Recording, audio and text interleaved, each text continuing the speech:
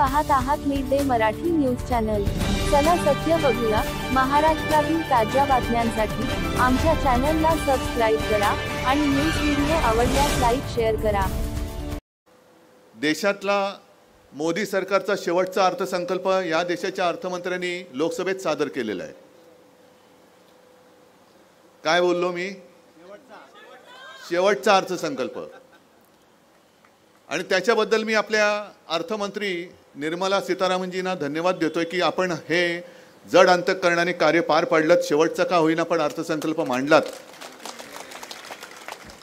आणि आणखीन एका गोष्टीसाठी मी त्यांचं अभिनंदन करतोय, कारण सगळा अर्थसंकल्प मी काही पाहिला नाही, वाचला नाही, पण पेनमध्ये शिरल्यानंतर मोबाईलवरती ऑनलाईन जे काही हायलाइट्स येतात त्याच्यात मी वाचलं की सीतारामन बाई असं म्हणाले की आता यापुढे आम्ही या देशात 4 जातींसाठी काम करणार। कोणत्या 4 जाती? गरीब, महिला, तरुण आणि शेतकरी। मी अर्थमंत्र्यांचं अभिनंदन करतो, कारण त्यांनी मोठं धाडस केलेलं आहे। संसदेत जेव्हा अर्थसंकल्प जाहीर होतो तेव्हा गीते साहेब तुम्ही मंत्री होतात, मला असं वाटतं प्रधानमंत्री समोर असतात, पण प्रधानमंत्र्यांसमोर हे बोलण्याचं धाडस त्यांनी दाखवलं म्हणून मी त्यांचं अभिनंदन करतोय। अरे धाडस काय? कारण निवडणुका आल्यानंतर का होईना पंतप्रधानांनी सांगितलं की हा देश म्हणजे तुमच्या बाजूचे तुमचे सुटाबुटातले जे मित्र आहेत ते नाही, तुमच्या मित्रांच्या पलीकडे सुद्धा देश आहे, तो हा देश आहे। त्याच्यामध्ये तरुण आहेत, महिला आहेत, शेतकरी आहेत आणि गरीब सुद्धा आहेत। 10 वर्ष झाली, 10व्या वर्षी तुम्हाला या 4 जाती तुम्हाला कळल्या की अरे तुमच्या बरोबरचे अडाणी वगैरे आहेत ते म्हणजे देश नाही।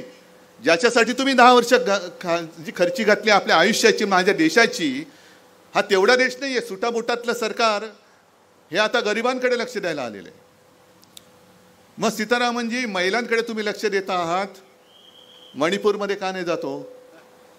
मणिपूरमध्ये जा, मणिपूरमध्ये ज्या महिलांवरती जे काय अत्याचार झाले त्यांना जाऊन सांगा की अहो आम्हाला माहितीच नव्हतं आमच्या देशामध्ये महिला आहेत, आत्ता आम्हाला कळलं, कारण निवडणुकांमध्ये महिलांची मतं पाहिजेत म्हणून आम्ही सांगतो आहोत की आम्ही आता महिलांसाठी सुद्धा काम करणार।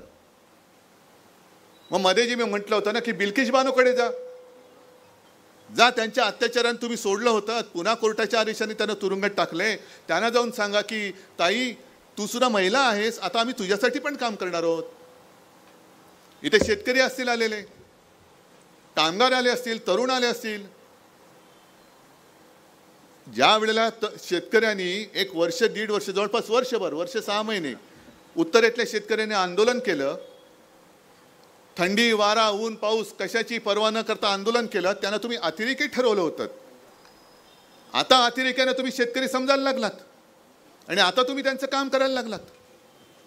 म्हणजे हा सगळा भूलभुलैया एवढा हे थोतांड आहे।